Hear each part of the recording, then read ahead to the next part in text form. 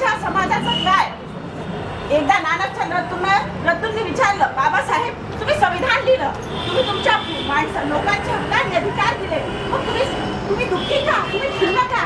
तेव्हा बाबासाहेब म्हणाले, मला माझ्या या विशाल समुदायामध्ये एकही असा व्यक्ती दिसत नाही की जो माझी चळवळ पुढे नेईल.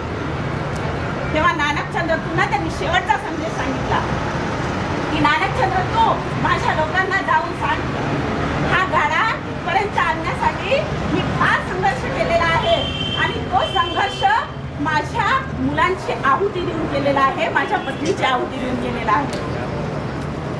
तेव्हा त्यांनी तो गाडा पुढे नाही नेला तरी चालेल, पण मागे.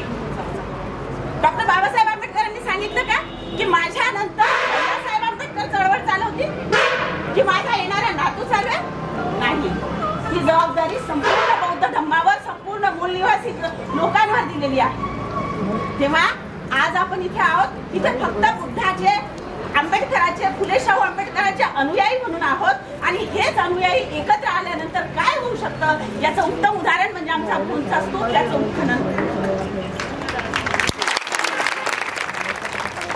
आपल्या संघटित शक्तीचं प्रदर्शन हे दिसलं पाहिजे. नुसतं एसटीच नाही तर इथला बहुजन मूळ निवासी समाज जागृत झाला पाहिजे. जाताना एकच सांगते, खणून काढा इथली माती, खणून काढा इथली माती, आत सापडतील बुद्ध भूपती. या घटनेचे पुस्तक छापा,